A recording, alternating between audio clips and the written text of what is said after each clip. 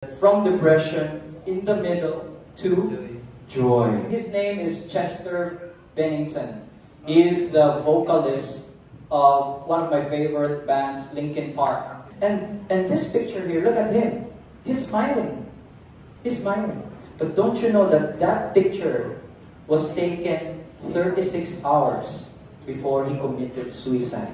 You just see someone smiling. And this is very prevalent for us Filipinos. We just say, "Are you okay?" "Yes, I'm fine. I'm fine. Kenchana. We always show our masks of smiles. It takes the Holy Spirit's discernment to see if that person is really okay or not. Sometimes we really just need someone to talk to. But I'm telling you now, brother and sister, it's okay to not be okay. Let me introduce to you, who's this? This is the Apostle Paul, the Apostle of Grace. Apostle Paul, in this picture, in this depiction of the picture, he was in prison. This is the prison where he wrote the letter to the Philippians. It is one of the most joyful letters that Paul wrote. Don't you know that while he wrote that letter, he was in prison, he was in one of the most depressing places a man could be in. You are an evangelist, you are an apostle, yet you are in prison. How can you share the word of God? It's like he's like a bird whose wings were tied. He could not fly. That's gonna be depressing. But not to Paul. Apostle Paul, the Apostle of Grace, who's very passionate in sharing the gospel. He was in prison and yet he wrote Philippians. And this is what he said: "Rejoice in the Lord always." I will say it again, rejoice. What did Paul have that Chester didn't have? Chester smiled. I'm not against, bless his heart, bless his soul. Chester smiled. And not just Chester, everyone has this, but there's an emptiness inside. Meanwhile, Apostle Paul, he's depressing outside, but there's a joy in him that no one can take. What bridges us from the place of depression to the place of joy? The revelation of Jesus' resurrection is the secret to be free from depression. Amen. We were therefore buried with him through baptism into death, in order that just as Christ was raised from the dead through the glory of the Father, we too may live a new life. So, if you're thinking about ending it all, you could end it all by, taking your life, or you could believe in Jesus Christ and still live. If you believe in Jesus Christ, of His finished work, you actually already died with Him at the cross. Your old self has died with Him, so that you will have a new life. If you do not see the resurrected Jesus yet in your life, see the empty tomb. See that there is no dead person in there. When you believe in Jesus, He who had no sin became sin, so that you will become the righteousness of God in Him. You are a new creation if you believe in Jesus Christ. You're not a sinner anymore. A sinner sins. It's natural for a sinner to sin. A duck will quack, a dog will bark, a fish will swim, and a sinner will sin. When you believe in Jesus Christ, you have become a new creation. Therefore, it is not natural for you to sin anymore. You were forgiven at the cross. But wait, there's more. You were saved by His resurrection Jesus did not stay dead. He rose up from the dead to give us His resurrection life. Without resurrection, we would just be forgiven, dead men. You're forgiven, but you're still dead. Jesus did not just stop with us being forgiven. He wants us to have a new life. Death is the payment. Resurrection is the proof that payment is paid in full. If the wages of sin is death, but Jesus got resurrected, it means that all payments of sin have already been paid by Him. And the resurrection is the receipt of that full payment. If Christ has not been raised, then our preaching is in vain. And your faith is also in vain. And if Christ has not been raised, our preaching is worthless. And so is your faith. Imagine yourself, you're a traveler in your own life. And you see a fork in the road. You don't know where to go. You don't know where to go. This road or this road. And you see two guides there in the different parts of the road. In this part of the road, the guide is lying down. He's dead. And this part of the road, the guy is alive. Who would you ask for the way? The dead person or the living person? And because He lives, I can face tomorrow. I can face the path that He has laid for me. The disciples were totally depressed, fearful, and confused after the death of Jesus. They were confused, they were depressed. But when He appeared to them, wow! After the resurrection, they become bold, fearless, empowered, and transformed. Just by seeing Jesus. Just by seeing Jesus. Wow. Look, there are 3 F's. 3 F's that Jesus erased when He got resurrected. Remember these 3 F's. Number 1, fearfulness. Number 2, faithlessness. Number 3, fruitlessness. Remember this. Fearfulness, faithlessness, fruitlessness. How did He do it? Fearfulness. When Jesus was resurrected, all the disciples were hankered, or they were in the upper room. They locked the room for fear of the Jews. They locked their room. They were gathering. They were fearful. Do you know that fear is a sin? Do you know that fear is a sin? And you read the Bible, when God appears to man, or an angel appears to man, what does God or angel says to man? Do not be afraid. Do not fear. And do you know that it appears 365 times in the Bible? Right? So, do not fear. 365 times. God doesn't want us to fear. And what did Adam and Eve felt? The very moment they ate the fruit, the knowledge of good and evil, they felt fear. That's the very first feeling that they felt when they sinned. Therefore, fear is a sin. Do not fear.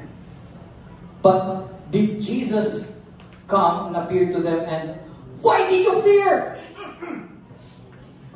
Did Jesus appear to them like that? Knowing that fear is a sin? Remember, all sin is already punished at the cross. All sin. And how would Jesus, the reason Jesus, who took away all your sins, would say to you when you fear? What happened to the disciples here? Jesus appeared in the midst of them, and then He said, peace be with you. Amen. Wow. And wow, if you were let's transport there, let's try and travel.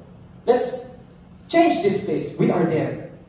You are there. Imagine you've been with Jesus for 3 years, and then you were depressed, and then He suddenly appeared in the middle. And then, whoa!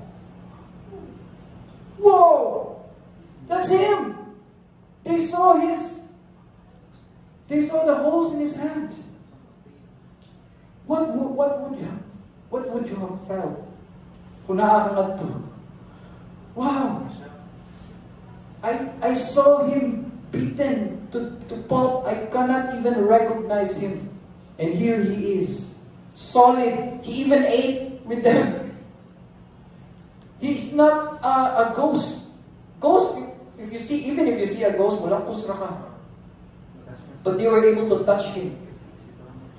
Wow. So, faith. So Jesus appeared and erased their fearfulness.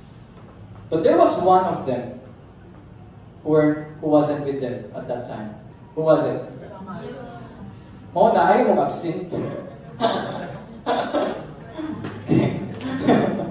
Oh, na ayaw mong absent. See, Thomas was not there.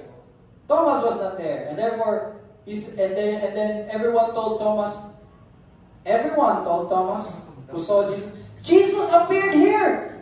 Like, wow. Like, look at this. Look at it. The faithlessness of Thomas is so strong that multiple people told him they saw Jesus and he won't even believe.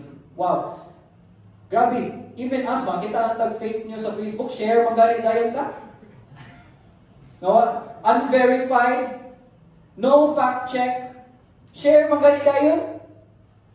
And here comes Thomas, having all the other disciples tell him they saw the Lord, and yet he had what great unbelief to say, unless I touch him, I put my hands in the holes in his sides, I will not believe you. Wow. Wow. Well, like, I would say it takes less faith to believe in Jesus. It takes less faith to believe in Jesus. Honestly, Jesus, just have a faith of a mustard seed to believe. Because He will show you all the reason, all the signs, all the goodness for you to believe in Him. It takes less faith to believe in Him. It takes greater faith to not believe in Him. It takes greater faith. It takes greater faith to be an atheist. It takes greater faith to not believe in Jesus. With all the evidence showing that He is alive, with all the evidence showing that He is real, all the goodness that He has done in your life, it takes a lot of faith to not believe in Him. That's it. It takes a lot of faith for Thomas to doubt Jesus. But then, faithlessness is also a sin. It says there in Romans, anything that is not of faith is sin. But did Jesus punish Thomas? No. No. If you're faithless, He remains faithful because He cannot deny Himself. The next Sunday, Thomas was there with them, and Jesus showed again, peace be with you. And then what He did for Thomas, wow. Thomas, you doubt me? Come here. Touch me. What did Thomas say? My Lord and my God. Wow. Even if you're faithless, Jesus will meet you where you are. Amen. If you lack faith, Jesus will meet you where you are. He just needs this much faith. He loves you so much. He loves you. He wants to erase the faithlessness that is in you and give you more faith. Jesus is the author and finisher of our faith. It is His goodness that leads you to repentance. It is His goodness that gives you faith. Amen. Now, fearfulness, faithlessness, and last, fruitfulness. Fruitlessness. Yes. What happened? They were bored. Peter said, "I'm going fishing." I'm going fishing. They followed Peter. Yeah, we're going to go with you. The whole night, they did not catch anything. Have you experienced that? I looked for a job, I did not get applied. I looked for clients, they said no. I courted someone, She rejected me. Sin zoned me. Right? Like, I studied the exam and I failed. How many times have you experienced that? You did your best. Chester would say, I tried so hard and got so far. In the end, it doesn't even matter. So, for fruitlessness, the disciples tried so hard. Tried so hard to fish all night. And in the end, they did not catch anything. But what happened? Jesus was there. Hey guys, have you caught any fish? No, we did not. We're here all night. And Jesus said, throw your net to the other side. And then after that, whoa, their boat almost sank. Wow.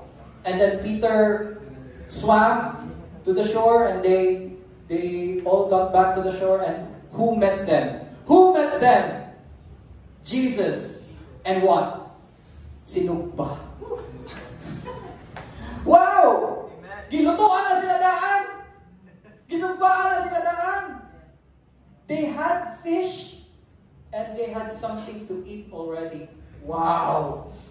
Fish and breakfast. The Lord overgives. When the Lord gives, expect overflow. Your breakthrough is here. You're looking for a job, just keep looking. Jesus is gonna give it to you. You're looking for love of your life, a friend, Jesus is gonna give it to you. He's gonna give him or her to you. More than what you can ever imagine. Wow. He over-delivers, He over-gives. That's our Lord. That's our Savior. Amen? Amen. So, now my question is, do you know only the historical Christ? Or have you met the resurrected Christ? Have you met the resurrected Christ? Remember Apostle Paul? Remember Apostle Paul? If you know his story, he was not one of the 12 that Jesus chose. He was not one of the 12. The 12 disciples walked with Jesus for 3 years. They saw him walk on water, heal the sick, resurrect the dead, and yet they became depressed on the second day. Because that's not what they saw on those 3 years. It's just the historical Jesus that you read somewhere. It's like they just saw a great man. They just saw a great man. A man of God. A prophet. They just saw a man of God. But what happened to them when they saw the resurrected Jesus? They become emboldened, empowered. And his resurrection life lived with them. But this Apostle Paul, the apostle of grace, the one who wrote almost half of the New Testament, he was a persecutor of the Christians. He killed some Christians. He approved the stoning of Stephen. His name was Saul back then. His name was Saul. Saul means exalted. Exalted. Saul means exalted. But what happened to Saul? On the way to Damascus, he was riding a horse, and Jesus, the resurrected Jesus, showed himself to him. Saul, Saul. Saul said, "Yes, Lord." Lord, who are you, Lord? I'm Jesus, whom you are persecuting. Wow. How am I persecuting you? Jesus did not say, my church you're persecuting. Jesus said, you're persecuting me. Because when Paul was persecuting the Christians, he's persecuting the body of Christ in this world. So that's it. And Paul fell. on his horse. That's why there's an idiomatic expression in English. He fell on his high horse. That's actually coming from that instance. In English, you fell on your high horse means you were humbled. You were humbled. And from that day on, when Saul accepted Jesus, Saul became blind. Saul became blind, and he met Ananias. Ananias had doubts. This was the one who persecuted us. Why would you send me to him, Lord? But the Lord said, Saul will come and you will pray for him, and his eyes will be open. So Ananias prayed to Paul, over Paul, and Paul's eyesight came back. His cataract, I think, more cataract, like scales fell from his eyes, and he saw again. And the first person that Paul saw was Ananias. Do you know what's the meaning of the name Ananias? Grace of God. Wow. The first person that Saul saw was the grace of God. Wow! That's why he became the apostle of grace. All the revelation about grace, Paul wrote. And you know, his name was Saul. And now it's Paul. You know what Paul means? The least. From being the exalted to being the least. Paul said, I am the least of the apostles because I have committed the atrocious crimes against the church. But he said, if God was able to save me, the worst of sinners, He can save you. Amen. You think your sin is so great? Look at Paul. Look at Paul. Only when you see the resurrected Jesus. Like, I will not demand, repent! I'm always gonna preach the goodness of God. That's what the pulpit is for. We preach the goodness of God. Because it is the goodness of God that leads you to repentance. It is the goodness of God that humbled Peter.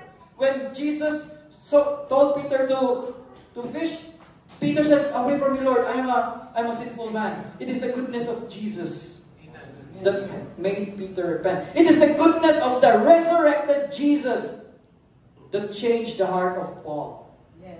Right now, brother and sister, it is the goodness of Jesus that I'm going to preach to you. I'm preaching to you today. That's going to change your heart if you just let Him. Amen. Amen.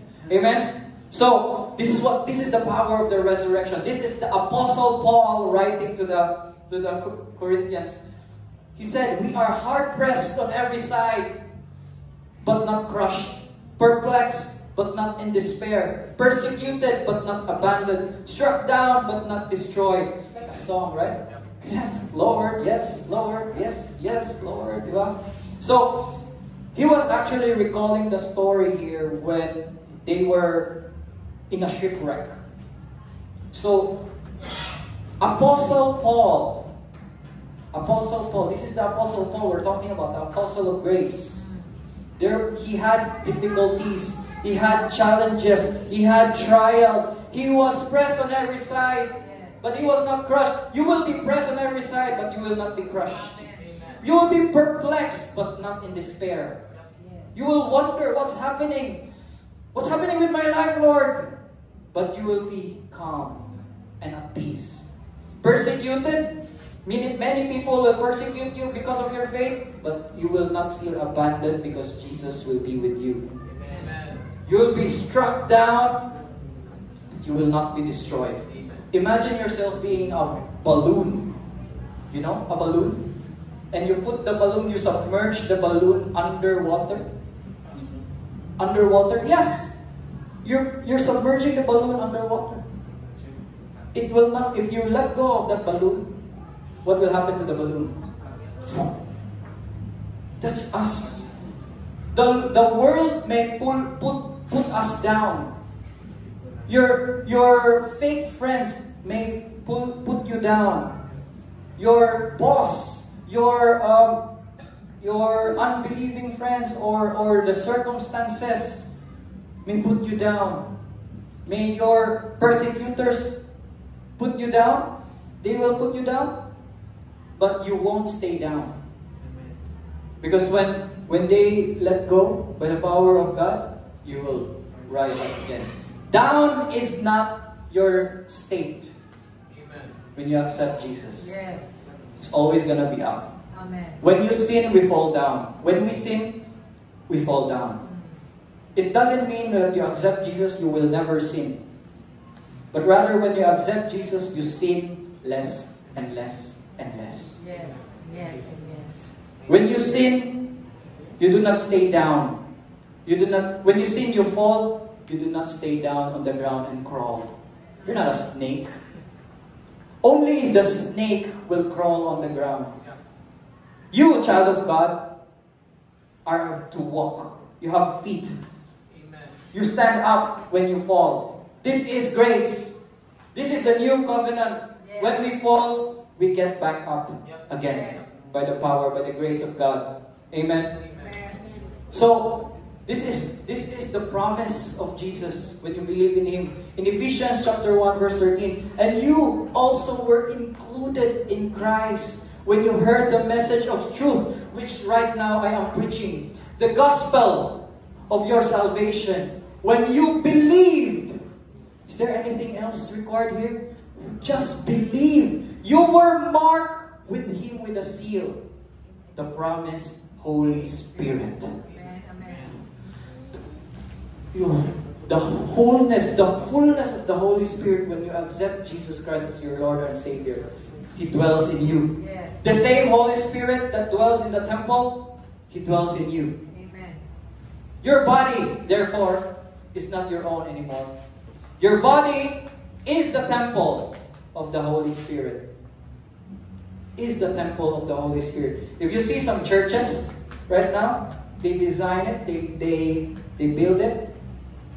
That's what they do with the church. You also do that to your body. Your body is a temple, the Holy Spirit. Yes. Even when, by the way, I'm just gonna add this one. Even sa Corinthians, they were doing prostitution and everything. Paul rebuked them by saying, don't you know that your body is the temple of the Holy Spirit? New covenant correction, there's correction in new covenant, but our correction here is to also remind you of who you really are, of how clean you are. If you're dirty, if you're already dirty, it's natural for you to do dirty things. But if you are already clean, you won't like doing dirty things, right? So that's why the preaching here, I always remind you are already cleansed. All your sins are already forgiven.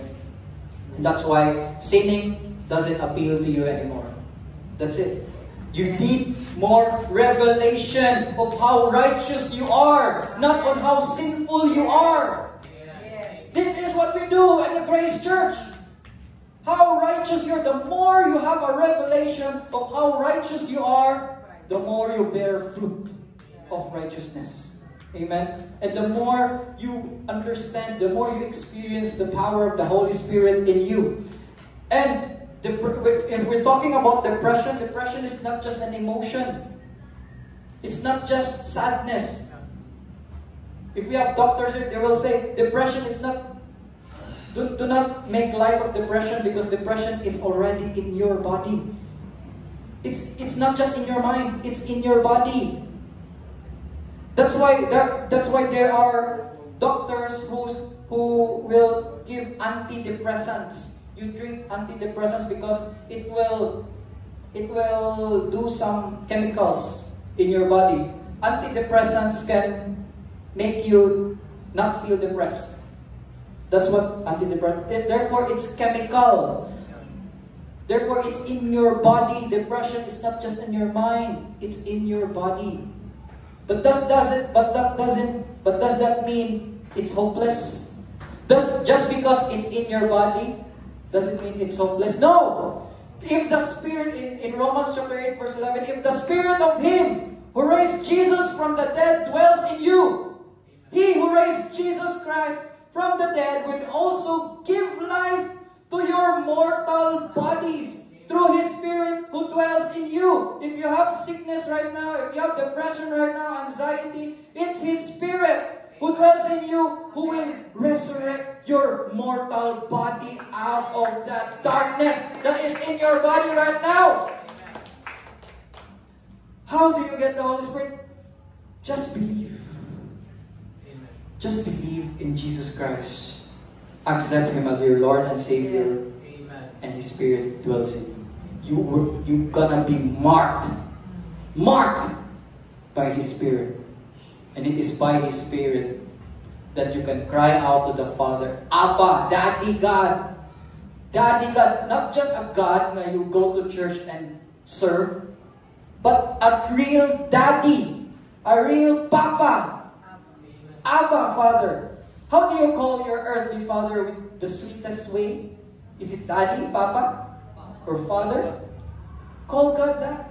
Because He is that. He's not just the Almighty El Shaddai, Elyon. He's Father. Amen. Papa. When I pray to God, and my wife, my family, we always say, Papa God. It's Papa God. So that's how we address. Amen. Because the more you have, the more you address God, Papa, the more it becomes even more real to you. You may not believe it. You may not believe it yet at first. But the more you say, the more you speak, the more you pray, the more you treat God as a real Father, the more you believe that He cares for you as a real Father, the more the revelation of it becomes real in your life. Amen? Amen? Amen? Amen. Woo! Who's blessed today? Amen. Who's blessed today? Yeah, this is so near to my heart because when I was depressed, I accepted the Lord Jesus Christ. After that, there's a lot of change. I studied psychology, and there's a lot of things there. I am for mental health. Don't get me wrong. You can go to therapists, counselors, but if you want to go there, just go. Don't just keep it into yourself. If you're depressed, just go. If Jesus said, according to your faith, it will be done to you. Yes. If you have faith with therapist or counselor in psychology, go. They could be effective. If you have faith with doctors, go. God also guided them in their studies.